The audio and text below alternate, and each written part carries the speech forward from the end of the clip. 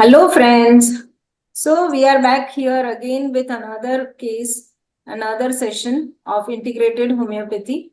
Today, two of my friends, Dr. Kushala Salian and Dr. Anita Bajaj, are going to present to you the cases of children. Nowadays, what we are seeing, friends, it gets very difficult to have the children, to solve the children's cases. And we are seeing that a lot of children are coming up with lot of behavioral issues. So, at times, it as a homeopath also, when we are seeing that every child is presenting with obstinacy or with weeping and with irritability or some temper tantrums, it gets difficult for us to really differentiate the minor shades between them. So, let us see through this case, we will try to learn and understand how to differentiate what are the important aspects which we should consider in the children cases and how to go about, and we will learn a very new remedy also. So with this, I will welcome Dr. Kushala Salian. She is going to present two cases. Dr. Anita Bajaj is going to present one case. Yes, Dr. Kushala, uh, please share. Welcome, friends.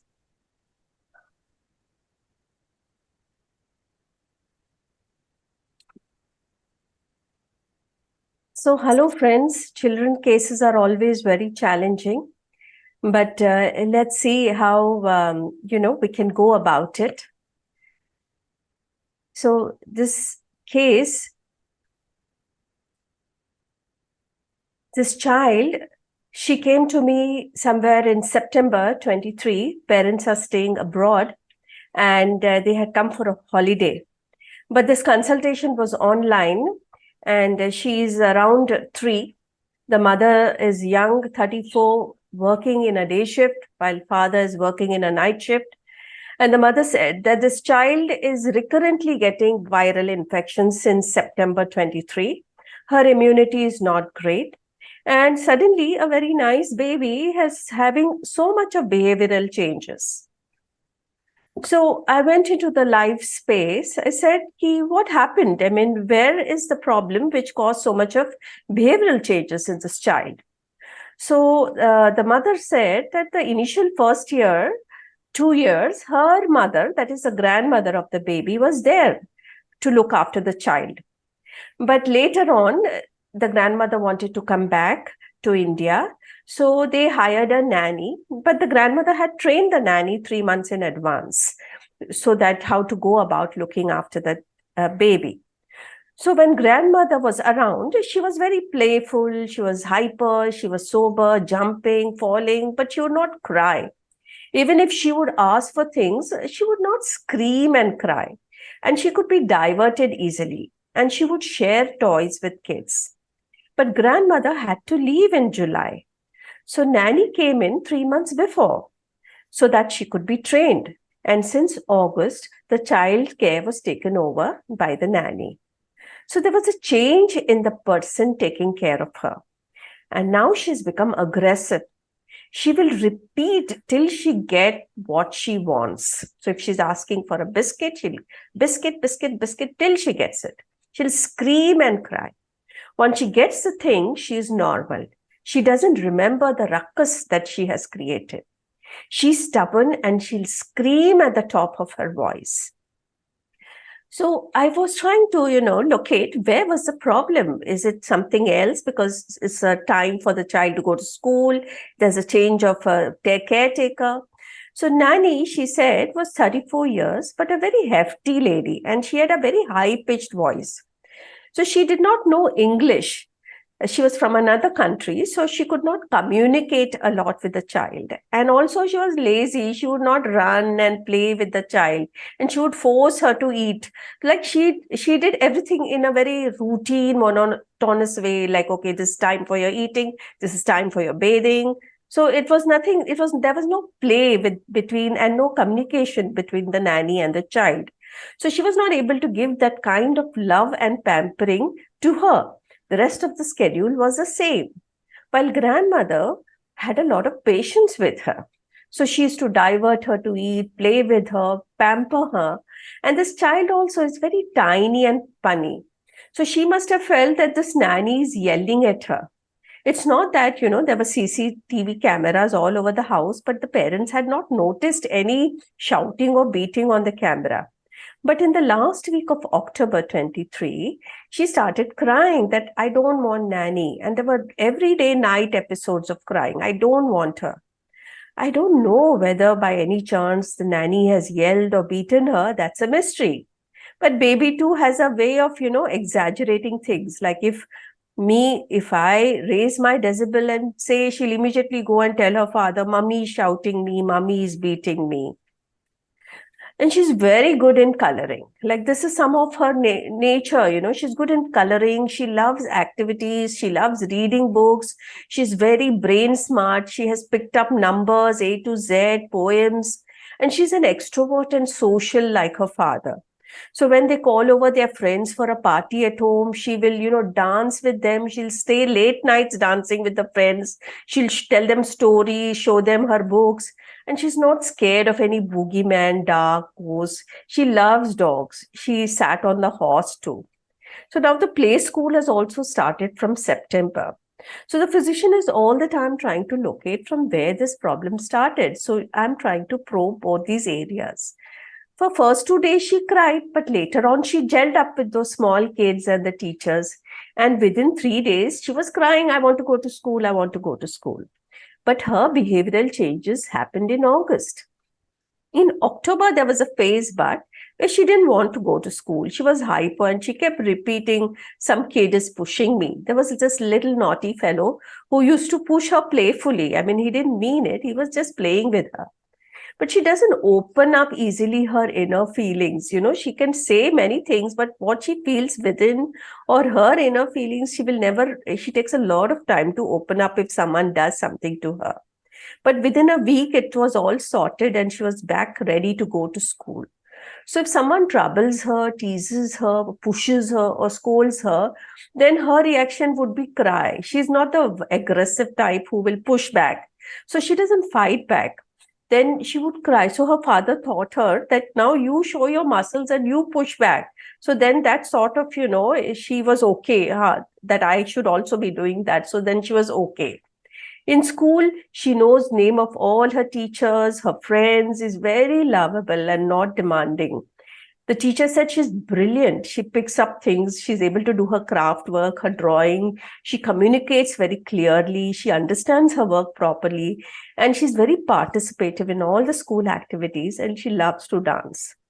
She's attached to her dad, who himself is an extrovert, playful, and can match with her high energy level. So when he's around, she plays a lot and they can really play a lot at home.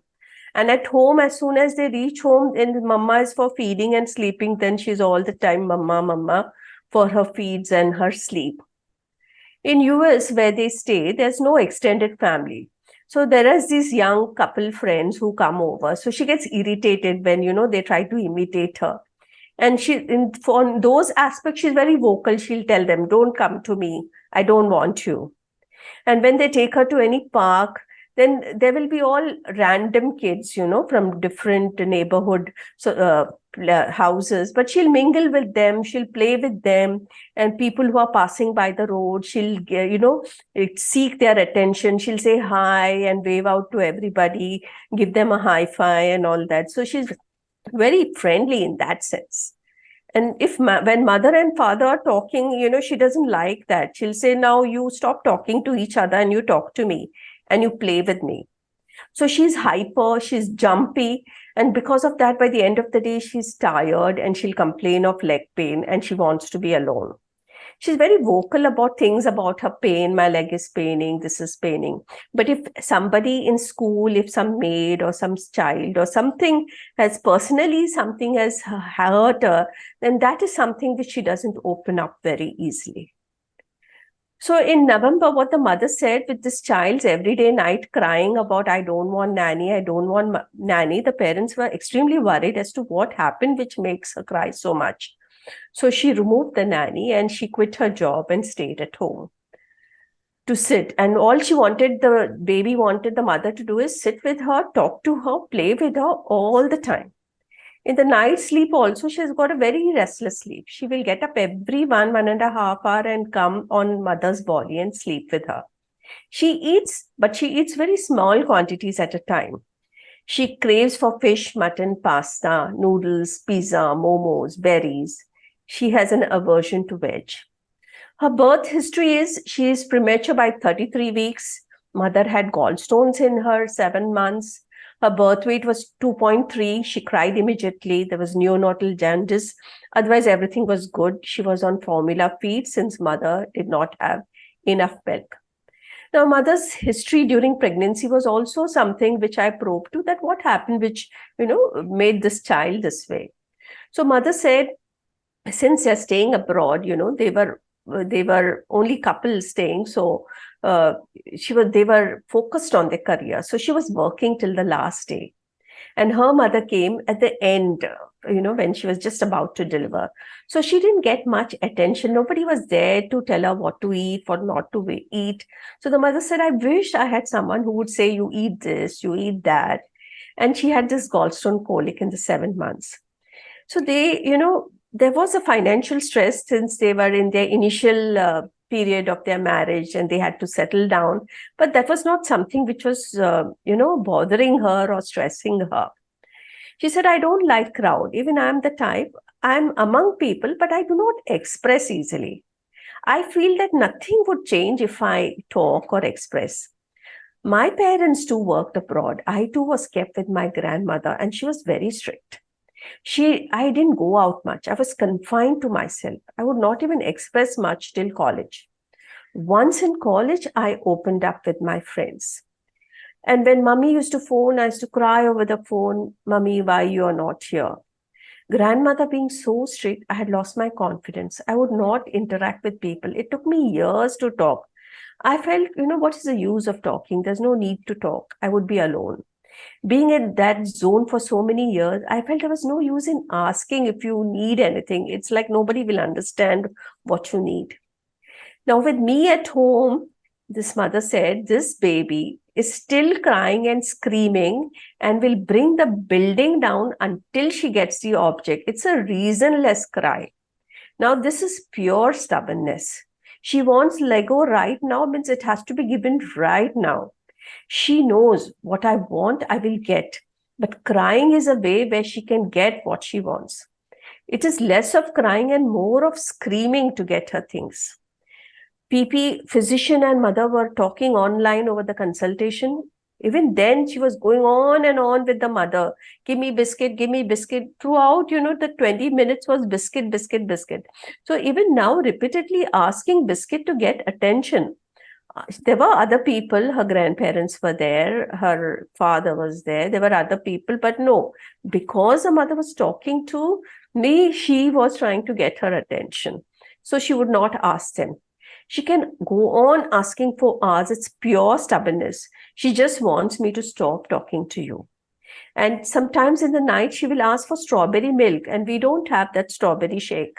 So then she'll say, ask for that. And the whole night, she will be screaming and screaming in spite of me telling her that I don't have it. So this was about this first case. So what she sent me a lot of videos of her school activities, her dancing with their, friend circle. And then she sent me an audio where the way the child was screaming, demanding for something was, I felt, is this the same child in the video who's so active and so much dancing? And now the scream that she was giving in this audio was something which really struck me. So then I took certain rubrics in my totality. That shrieking obstinate, she wants means she wants. Shrieking in children, she desires attention. And she desires all unattainable things.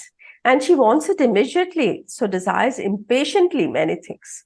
Irritability, dentition aggravates. Here dentition is also a stage of growth where you are now growing from a small little infant. You're teething, means you're maturing.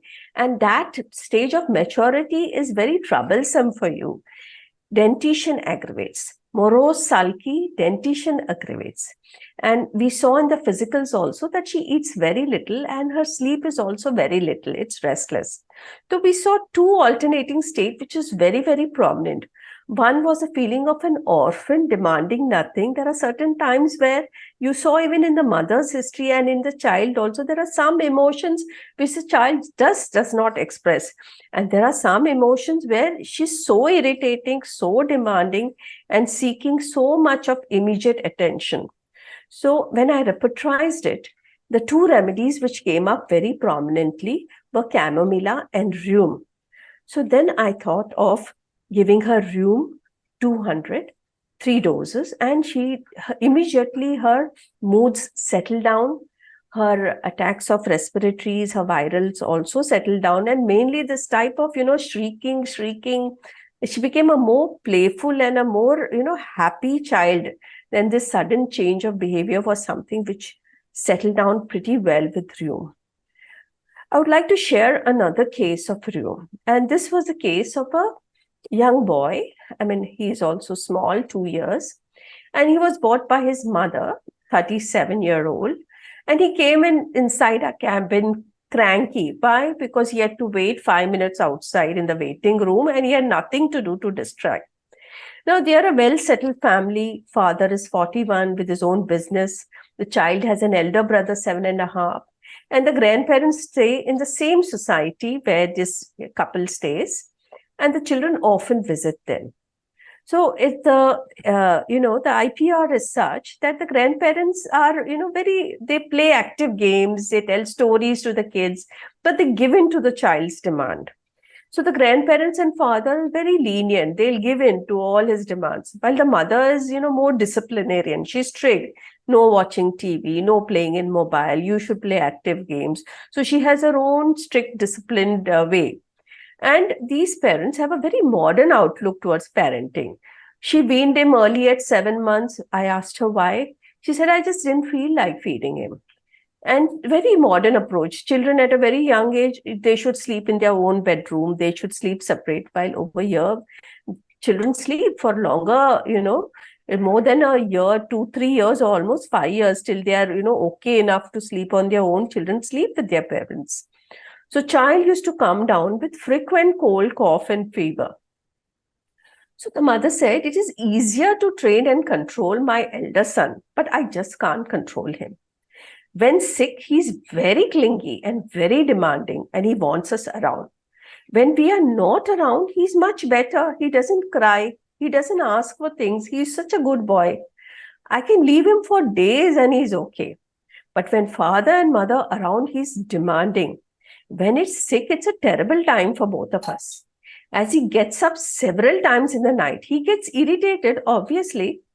Till 1.5, we had not taken him out. They're so social. They are all the time into, social activities. So I have not taken him out. Why? Because I have option of maid and I have option of the grandparents staying. So I can easily leave him with them and go out. But recently we took him out and he's falling sick. When he's sick, when he demands something, we have to give in. We have no choice. I just can't control him. He can cry for 45 minutes. He can roll on the floor, stand in the corner of the wall, bang his head. I can't distract him. It takes me a lot of effort. So what I do is I leave him alone and go about my work, ignore him. After 5 minutes, I just check to see whether he wants me. At times, he'll come and hug me tight, and at times, he will be crying and rolling over the floor. No matter how much I distract, he will get what he wants. It becomes difficult to train him the way I want to train him. When he's sick, he's more demanding. Everything he asks should be done. He can be stubborn to another level. He's not a happy baby. No matter where you take him to water park, you take him to rides, you take him to mall. Only thing which makes him happy and calm is the mobile. At least the elder fellow was in my control, but I just can't control him. I just don't understand how to control him. In our house, though I am strict and I don't give in to all his demands, yet he demands and he gets his way. The rest of them give in easily to his demands. I had traveled to Arizona, it's another place, alone with my 2 kids. There for 2 days, she had gone for a night out alone, leaving such a small child with her parents. Leaving him with my parents, they don't allow kids TV and mobile and iPad. It should be only active play. And he was such an amazing kid with them. And this is the first time that this child is meeting the grandparents of the maternal side. And already 2 days, our young lady has gone out for night out. So he didn't trouble them. He does not demand from maids too, because I have said a strict no to my maids for TV and mobile. He knows he's smart, that will not get, so he'll not demand. He loves his brother and loves to play with him. So what I observed was, initially the child came cranky, then was looking around, and after some time again he got restless and cranky. So what the mother did to give the interview, she handed him the mobile and he was very quiet. He knew how to surf the YouTube, how to open what he wanted to open and watch. He was very savvy. Later, to show me how cranky he can be, the mother switched off the mobile and again he started getting cranky and asking for his father. Mother said during elder son's time, she used to go out frequently, even night outs. But with this kid, she is more at home. But the maids have been changing because she keeps a full-time housemaid. So nobody stays permanently. So every 2 months, every 1 month, there is a new maid which comes to look after the kid. So I felt there was something in the parenting also which must be affecting, because these young people are social. They like parties, they like socializing, and they leave kids under maids or with grandparents and go out night out very often. So I tried to analyze, what could be wrong. So I said, okay, there are a lot of things the mother said in this case, that the elder son, she was able to control him and he could be trained. And she's the type who wants to control her children. She wants to discipline in terms of control them as to how they should behave, what they should do, not do. Well, the younger one, though, she was, applying the same type of training and control. She was not able to bring him. He was not the type who would listen to her. He cannot be controlled by her at all. So there was a constant tug of war between the mother and the child. So I felt the remedy has to be seen in his reactions in the interpersonal relationship. Because there were two reactions. At one time, with the maid and the grandmother, he was such a nice baby, listening to them. And when they are not around, he was a screaming baby who would just get his way. So I prescribed Rheum to him also. And he really did wonderful. He settled with his respiratories very, very well. Rheum is prepared from rhubarb, a plant. The Rheum state falls between macabre and chamomilla and alternates between the feeling of macabre, which is that of being an orphan who demands nothing and can do with very little food and sleep, and that of chamomilla, extremely demanding, irritable, violent, seeking immediate attention. So it's useful for children whose parents, leave the child and go to work. So he will be either in the hands of a maid or he will be in some daycare or creche. So they are away. When they are away, the child feels like an orphan. He becomes non-demanding. So you get a feel of macabre. He'll sit silently and he'll not ask. You will not believe that this is the same child who's showing so much of ruckus at home. He'll sit silently, not asking, so well behaved, listening. So in these rubrics, what I took was, it was asking for nothing, indifference to everything, sitting, inclination to sit, quiet disposition, play, aversion to play, dullness, says nothing. And when the parents are back, all that, which is spent up and, that comes out in full force, and then he'll be screaming and demanding. He will ask for things vehemently, so passionately. He'll scream and scream till he gets it, shrieking children in. Rudeness of naughty children, which we saw that they are quite rude if they have to say, I don't want you, I don't like you. Capricious, rejecting the things for which he has been longing when offered. He's demanding. He's full of unattainable things. Your desires, full of desires, unattainable things. You're asking for strawberry milkshake in the middle of the night, which is not there. desires impatiently, desires many things, restless, tossing about in bed. So when you see these two states coming prominently, the remedy that that you should think of is Rheum.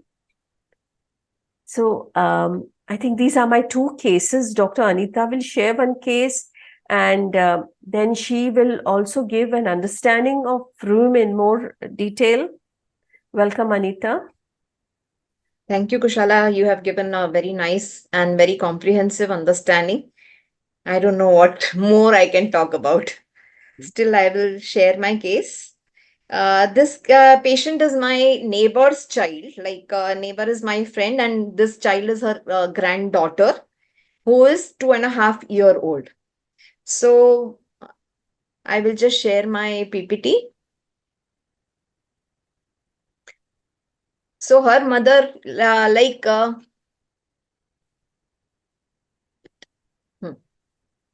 so it's a case of 2.5-year-old girl. She's my neighbor's granddaughter, and my neighbor would always say that she is a very difficult child. It's very difficult to raise children nowadays. So she would always complain about that. But whatever I have seen and whatever she also says, the child is very lively, dancing, talkative. My neighbor is also very high spirited, vivacious, and talkative.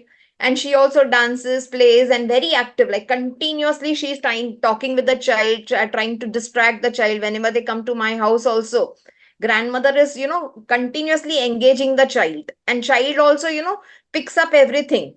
What not, like her grandmother teaches her everything, what is Modi doing or whatever, even about the National Independence Day, she will say Janagana Mana, she will say some shloka. So everything she would teach her.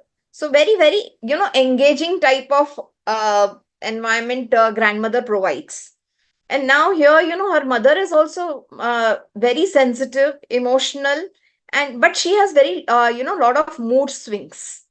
I'm talking about this patient's mother, and she is, she also always wanted to give best to her daughter, so she tries hard to spend maximum time with the child, fulfill all her desires and everything.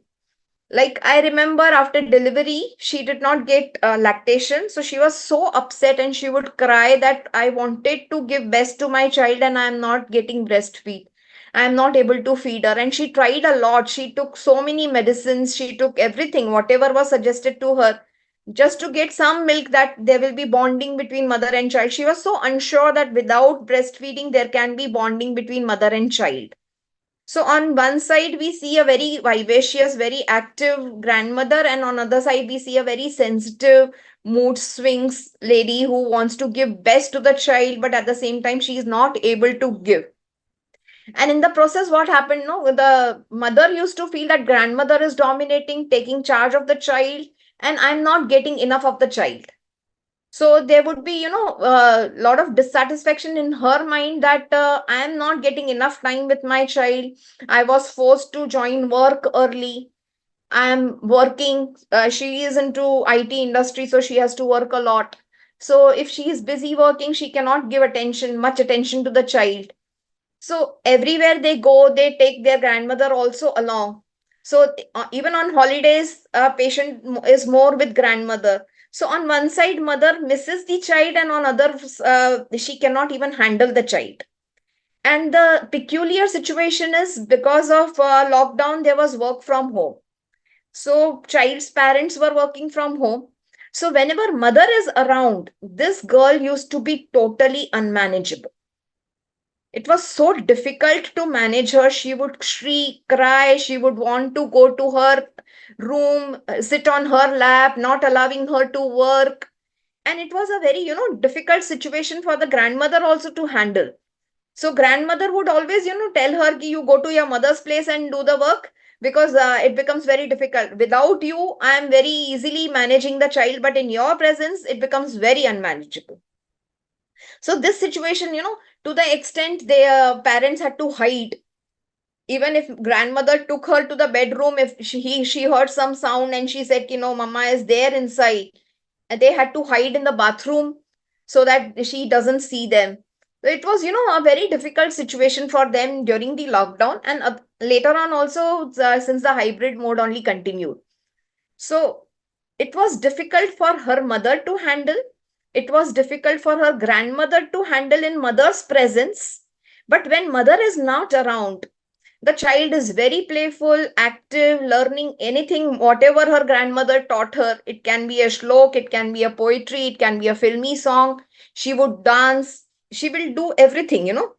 So it was very difficult, situation, and mother was getting so affected by it that I'm not, getting enough time with her. So on one side, she feels that she is not a good mother because not she's not able to spend so much time with her, and at the same time she would feel that she was not able to manage her.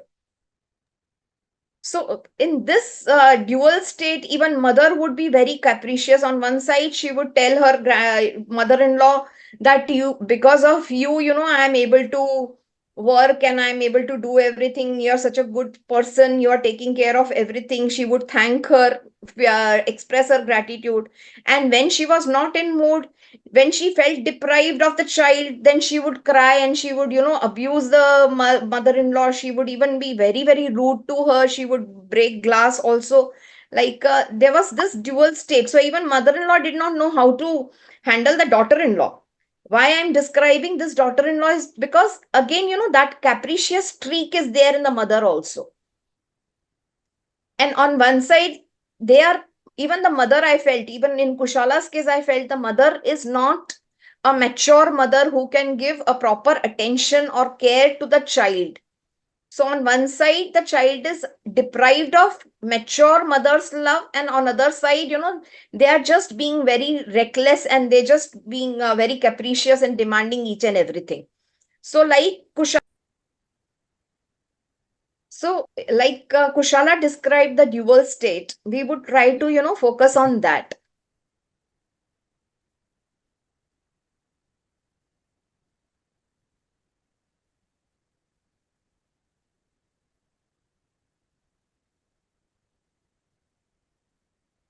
See, you can see these two shades of the child. This child is so well behaved, cheerful, playful, and this is the state with caretaker who is other than the mother. So with others, they are very well behaved, very vivacious, playful, cheerful, easy to handle, not much demanding. So this is the state, And when mother is around, see this state. She's just, shrieking, irritable, complaining, rude, impetuous, discontented, which is expressed in presence of mother, as if, pent up feelings just flow in presence of mother. So this is the dual state. So they want mother, but at the same time, they are very difficult with mother. They are very rude and demanding and shrieking and very, difficult to handle for the mother. So we see, so many rubrics are there which show these two states. So awkwardness children in, because they don't know, like there is no consistency in their behavior. There is no coordination in these children. So awkwardness children in, capricious children in, carried desire to be carried. So on one side, they want to be carried, but at the same time, they are complaining also. And they are complaining more so in sleep. Like Kushala also, she shared that the girl used to complain more at night and she was not having good sleep. She was restless in sleep. So this is because, while sleeping, parents are home. Children generally, throughout the day will be with caretaker, but at night they are back home and usually they are with the child. So in presence of parents, in presence of mother, they start complaining, they start crying, they start shrieking. So their night behavior and day behavior is also different. And plus there are a lot of sleep accompaniments, which we will see later. So complaining, sleep in, desires, she has already talked about. Dentition. Now, what is dentition? It is not just maturing, but it is also a change. And these children adapt to change very difficultly. It is very difficult for them to adapt to the change. On one side, because of capriciousness, they want change, they desire change, and on the other side, it is very difficult for them to adapt to the change. They are discontented with everything. So on objective symptoms, you will see frowned. Child is having a frown, and they have this playing aversion to even with their favorite toy. Then they are restless at night. They are restless during dentition, rudeness of naughty children. Now, again, it is showing two shades. On one side, naughty. Naughty child is always likable child. You like them. And if they are rude, you don't like them. So in one rubric, you can see the two shades. Sensitive children. Like Kushala said that the child exaggerates, even if mother is talking little loudly, she will say, Mama is shouting, Mama is shouting. Or if somebody is pushing, she will complain that somebody is, trying to hurt her. So that way they are very sensitive. So they perceive things in a very exaggerated way. Then again, like Kushala had explained very well, that sitting inclination to sit when they are in the presence of caretaker. Now they also have touching impel to touch everything in children. This is also again an observatory rubric. You can use it very well. If the child is sitting in your consultation also, they will keep, touching everything. They will touch your stethoscope. They will take your torch or whatever is around on the table. So this rubric you can take as an objective rubric. Now this state, describes their difficult stage goes to the level of delirium. It is uncontrollable. When we are saying uncontrollable, it is a delirious state, which is very excited state, and child is not in his senses. If child is not in his senses, for opposite person to understand what they want, how to manage, it will become very difficult. So they will keep, shrieking, crying, demanding, everything is there, delirium night, delirium raging, delirium wild. It goes to the level of wild delirium. And this delirium is sleep during. Why sleep during? Because they are sleeping with the child, with the parents. So mostly at night, everything, all the repressed emotions or the suppressed emotions come up. Delusion, he were half asleep. So this state is always there, a heavy awaking from a heavy sleep. So they are not very alert. In that state, they are delirious. They have this drowsiness. Impetuous is again like they want immediately. Impetus has a force. So what I want it immediately. And shrieking again, shrieking also, how you should understand, it is not pleasant to hear, but at the same time, shrieking, demands immediate attention. If you hear a shriek from anywhere, everybody's attention will be attracted there. They will try to rush and find out what happened. So that shrieking also needs urgent attention. Irritability night alternating with cheerful days daytime. So this is also a very characteristic symptom of Rheum, because again, night parents are there in front of them, irritability is there, cheerfulness at daytime because they are with somebody else who's taking care of them, in presence of whom they can't demand much. Irritability dentition, there are a lot of stool symptoms also in the Rheum. After stool, before stool, lamenting, complaining, and lot of symptoms are there. So basically, Rheum child suffers from constipation and smelling diarrhea, both. And stool is one, in a child, it is a very important thing. If a child is not able to pass stool, everybody is quite concerned. If the child has diarrhea, everybody is concerned. So it is a important physiological function for the child where everybody gets affected. So it is one of the factors which draws attention. Speech delirious, stupor, screaming interrupted by. And child is walking in bed. What does that mean? That he is active in bed. He is not sleeping. He is restless, he is active, and he is walking. That activity is there in bed.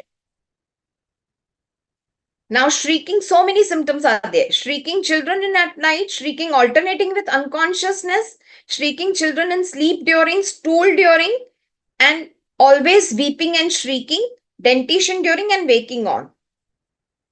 Now in complete repertory, if we see, they are very much attached to mother. So that is why they demand attention from mother. Their demand is mainly from their mother. Attention, desires, aversion, everything to capricious food for children in. I remember one adolescent girl, she was in 10th standard and she was so fussy about eating. And on that symptom, I had given her Rheum at that time. Unfortunately, she did not follow up for a long time, so I can't include that case here. But then this capriciousness for food is very important because every, parent wants their child to be well fed. So again, food is one thing which gives a power to child. So if they want to have whatever they want, they will demand that. So we have seen so many children, they will demand some different things only. They will not eat normal food. They will demand other things. So food is one thing, stool is another thing. So all these physiological functions, generally, parents are very much concerned. Then this remedy is there in company desire for family of, and especially mother. And desires for food, when it is offered, they refuse it. Again, it is a sign of capriciousness. Desire to sit in corner. Like Kushala said, when they are in the babysitting and all that, they are not much demanding. That mag state which she described, there they are, sitting in a corner. So they don't want any attention there. They are just withdrawn. And unsympathetic, unscrupulous in children. So with their mother, they are very unsympathetic and unscrupulous. They trouble them so much. Unimpressionable. That time they won't listen to them at all. So generally what we see is, this type of state comes when the child is kept in babysitting or there is a change in caretaker. Because for Rheum to adapt to any change is very difficult. So wherever you see, there are different caretakers. Now for a working lady, it is a very difficult situation to handle, to take care of the child. So either they need support of grandparents or they need support of a maid or they will keep the child in the babysitting. So generally, Rheum child will be the child who is very well behaved outside with their grandparents, with the caretaker. But after coming back home or when mother is back home, they start their tantrums. So, they even the grandparents will complain कि माँ नहीं होती है तो हमको बिल्कुल कोई तकलीफ नहीं देते. But माँ को देख के पता नहीं क्या हो जाता है इनको कि then they just want mom, they just want everything to be done by mom. And this particular child which I shared, she was so difficult to feed, it used to take so long. Even she's my close friend, but whenever she would come, I used to get stressed out. Now what she will demand, and then after giving her also, she will just mess around. She will hardly eat anything. So it becomes very difficult. So they are poor eaters and fussy eaters. So this again is a characteristic of the child, of a Rheum child. Now, why this dual state occurs? Because they are, if we are not going much into depth of PEM understanding, but if we try to understand the adolescent stage where the child feels that they are grown up. On one side, they feel that we are grown up, don't teach me anything, don't control me, don't put any restrictions. They want freedom, they want to be on their own, but at the same time, they are not mature enough to take care of themselves. So they need some support. So here, child's mother also was in that state. On one side, she wanted to independently take care of the child, give maximum time, spend maximum time with the child, but at the same time, she was incapable of handling the child. So this type of dual state you have to understand. So very beautifully, Kushala said that it is mag on one side, which is deprived of attention, and the child is just sitting in a corner passively. And on other side, it becomes chamomilla. Now, how to differentiate with chamomilla? Because you don't get this dual state in chamomilla. So you have to go into depth, because in all difficult children, you will get irritability, crying, obstinacy, difficult to handle and everything. Then comes the, line where you have to differentiate at a very, very finer level. Kushala, you want to add anything?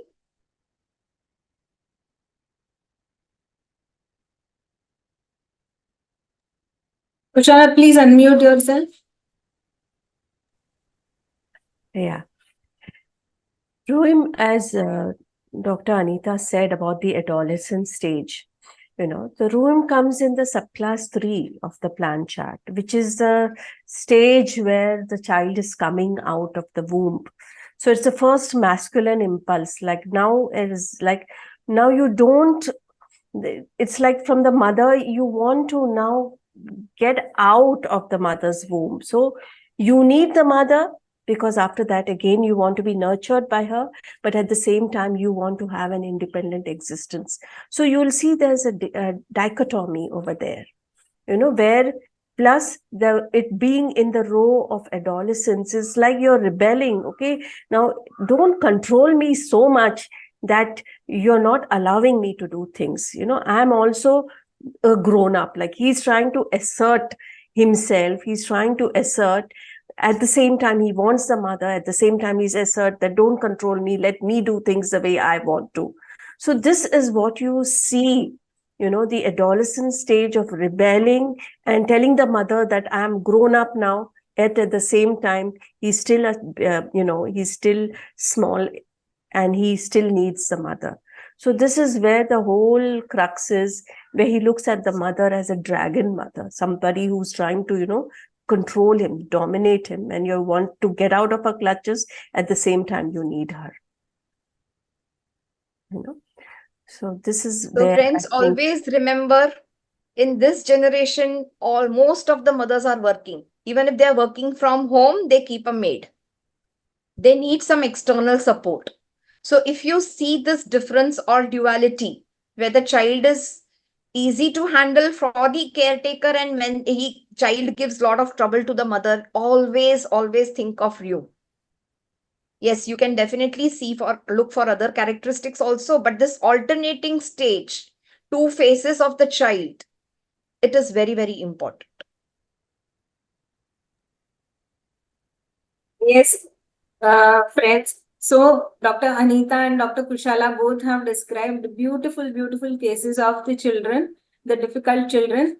And friends, it is so easy to learn the cases and the remedy from the cases, rather than learning it from the materia medica and from the repertory.